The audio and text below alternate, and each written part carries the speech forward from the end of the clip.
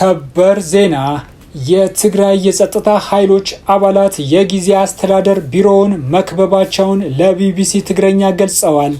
የትግራይ የጸጥታ ኃይሎች አባላት የደሞዝ ክፍያ ዘገየ በሚል ቅሬታቸውን በማሰማት መሳሪያቸውን ይዘው የትግራይ ጊዜ አስተዳደርን ህንፃ ከበውታል።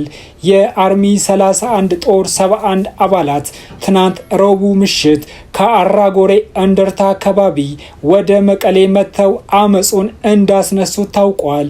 ዛሬ ጠዋት የአስተዳደር ህንፃውን ከበውታል።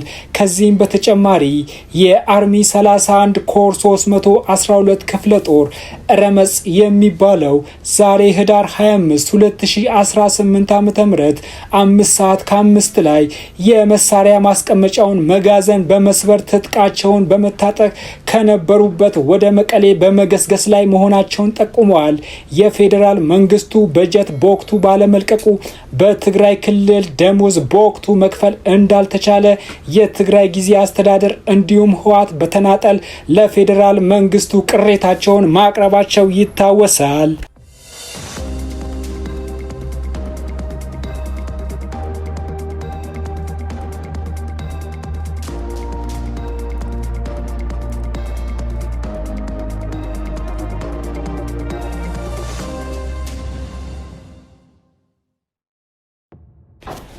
እውቁ ፖለቲከኛ ልደቱ አያሌው ከቅርብ ጊዜ ጀምሮ እየሰጡት ባለው አስተያየት አነጋጋሪ በመሆናቸው ብዙ ትችቶችን በማስተናገድ ላይ ይገኛሉ።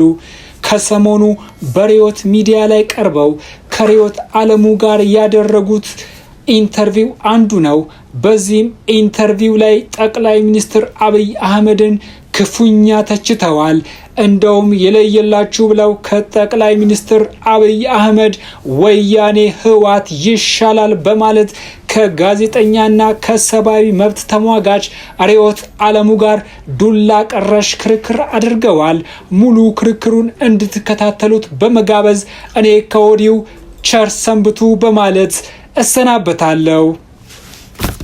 ከጠቅላይ ሚኒስትሩ ህወሓት ይሻላል የኔን አቋም ነገርሽ። አንደኛ ህወሓት በፈጸመው ወንጀል፣ ስህተት፣ ጥፋት ሁሉ ጠቅላይ ሚኒስትሩ ተጋሪ ነው የነበሩት። አብረው 27 ዓመት የገዙ አብረው ነው የአፈናው መዋቅር 27 ዓመት አብረው በእነሱ ደረጃ የሚባል አይደለም። እሱንም ከተነጋገርንበት እድሜ ጀምራ ከፖዚሽን ጀምራ 27 ዓመት አብረው ነው የገዙ የሚባሉ ሰው አይደሉም። እንዳውም አልኩሽ በሲቪል ደረጃ ሳይሆን የደህንነት ሰራተኛ ሆነው እኮ 27 ዓመት አይደለማ። ከመቼ ጀምሮ ከእድሜም ከምንም ልንነጋገር እንችላለን። ያማድናቸውም ላይፈቅድ ይችላል። መጀመሪያው ላይ 27 ዓመት አንልማ። መቼ ጀምሮ ምን አይነት ፖዚሽን ላይ የሚለውን ልንነጋገር 27 ዓመት ሪዮት ግዴለሽ እኩል ስላረክ ነው እንጂ ካሉበት ጀምሮማ አዎ በምን አይነት በደህንነት ለዛው እንደዚህ እያለ ስንቃወም አንደኛ በዛ በነበሩበት ስርዓት እሳቸውም ተጠያቂ ናቸው። ቲፒኤልኤፍ ብቻ አይደለም።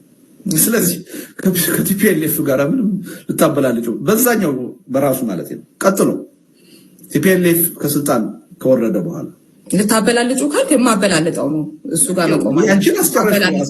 እኔ ደግሞ ሐሳብ ልናገር ያንቺን እኮ አዳመጥኩሽ ጠይቄሽ እንደው ያንቺን ብቻው ቲፒኤልኤፍ ይሻላል ማን ነው የባሰ ነው የምትይበት ነገር እኮ ተናገርሽ አይደል?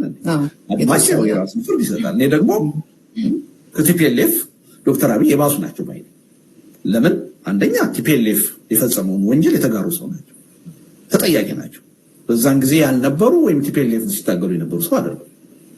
አንድ ሁለተኛ ቲፒኤልኤፍ ከስልጣን ከወረደ በኋላ ከመጡ በኋላ ከ1 ሚሊዮን በላይ የህዝብ ደም በእጃቸው ያለባቸው ሰው ናቸው። አብረው ማለት ነው። ህወሓት ሰሜን ዕዝን አጥቅቶ በጀመረው ጦርነት ከዛ በኋላ በተፈጠረው ነገር አብረው ማለት ነው። ብቻቸውን ይኸውልሽ የጎል እንጨቱን እየነቀልን ማንፋቀቁ እኮ ጥቅም የለውም። ኖ እኮ አሁን ስናይ ለብቻ ማለት ነው ሳቶን እያረከረው ከሆነ ደግሞ ህወሓት በዚህ ጦርነት ውስጥ ማን ነበር 1 ሚሊዮን ሰው እንትን ያለ ስትለኝ ማን ነው በዚህ ጦርነት ውስጥ ማን ምን ድርሻ አለው የሚለውን እናያለን። ዝም ብለን በገለጽከው ደረጃ ያነሰ ሰው የለም ብዬ ሳይሆን አዎ የተሻለ ሰው አለ ብልጽግናውም ውስጥ። ከዛም ውጪ ከጠቅላይ ሚኒስትሩ እሱ በደንብ የሚገባኝ ነገር ነው። ግን ደግሞ ከጠቅላይ ሚኒስትሩ ያነሰ ሰው የለም በሚባል ደረጃ የፖለቲካ ኃይልን ስትገልጽ ደግሞ እጅግ በጣም የባሱ በጣም አሁን ላይ ሆኖ ገና ስልጣን እንኳን ሳይዙ የከፋ ነገር የሚያሳዩን የሚሰሩ የሚናገሩ ኃይሎች ግለሰቦች እያየን ባለንበት ሁኔታ አይ ምንም የሚከፋ ነገር የሳቸው መወገድ አይነት ነገር ብዬ እሱ ያው ልዩነት አለን። ልዩነት ነው። ከነዛ ሰዎች በምን ይሻላሉ? አይ ያነሰ ሰው የለም እያልክ ነው። እሳቸውን የመጨረሻው እንትና ይሻላሉ በይኝና እሱም ጥቀሽልኝ እስኪ። ከጠቅላይ ሚኒስትሩ የከፉ ሰዎች ሊመጡ እንደሚችሉ ኃይሎች ሊመጡ እንደሚችሉ ጠርጥሪልኝ እስኪ። አዎ ለምሳሌ ስም ልጠራልህ እችላለሁ። አሁን ቅድም አንተ ከጠቀስካቸው ውስጥ የትም ሩቅም ሳልሄድ ማለት ነው ከጠቀስካቸው ውስጥ አንታገልም ያልካቸው የህወሓት ሰዎች 27 ዓመታችንን በዋናነት የኢህአዴግ ዋና ሆነው የኖሩ ናቸው። ለምሳሌ አይደለም አሁንም ትግራይን እያስተዳደሩ ነው ያሉት። ስለዚህ ትግላችን ብልጽግና ጋር ሆኖ እነሱን የምናሳድራቸው ከሆነ አንደኛ ለምሳሌ ከነሱ አንፃር ብቻ እንደው ሌላውን ብተው ማለት ነው አንድ ችግር ነው ለኔ። ለምሳሌ እነሱንም ቢያንስ ያማከለ ትግል ነው ቢባል ኦኬ አንድ ነገር ነው። አይ እነሱ በኋላ ነው የምንመለስባቸው እንጂ ዋናው ትኩረታችን ግን ብልጽግና በተለይም ደግሞ ጠቅላይ ሚኒስትሩ ነው አይነቱ ነገር በተግባር አይተናቸው እኮ ሀገራችንን እዚህ ለመድረስ በዋናነት ከሚጠቀሱት ውስጥ አሁንም በዚህ 7 ዓመት ውስጥ ብልጽግና እንዳለ ሆኖ እሱ እያስተዳደረ ስለሆነ በዋናነት የነሱ ግን ጦርነቱ ሚስት ይሁን ከዛ በፊት የሚያደረጓቸው በርካታ ነገሮች የነሱ አሻራ መጥፎ አሻራ ሆኖ እያለ እዚህ ያደረሰን እነሱን እናሳድር አይነቱ ነገር ለምሳሌ የማይገባኝ ነውና የህወሓት ሰዎች ለምሳሌ። ስለዚህ አሁን እያልሽ ያለሽው ሁለት ነገር ማለት ነው። አንደኛ ህወሓት ከብልጽግና ወይም ከዶክተር አብይ የባሰ ነው ምንም ጥያቄ የለውም። ምክንያቱም እዚህ ለመድረስ አንደኛ አሁን ትግራይ ላይ ምን እያደረገ ነው ያለው የሚለውን እናውቃለን። ገሸሽ ካለ በኋላ ከፌደራል መንግስቱ ሁለተኛ አዲስ ኃይል አይደለም፣ የምንፈትነው ኃይል አይደለም፣ ተፈትኖ የወደቀ የምናውቀው ኃይል ነው። እዚህ ይሄ ራሱ እኮ ጠቅላይ ሚኒስትር አብይም እኮ የነበሩት እኮ የዛው ኢህአዴግ ውስጥ አንዱ ብራንች ውስጥ ነበር አይደለ እንዴ?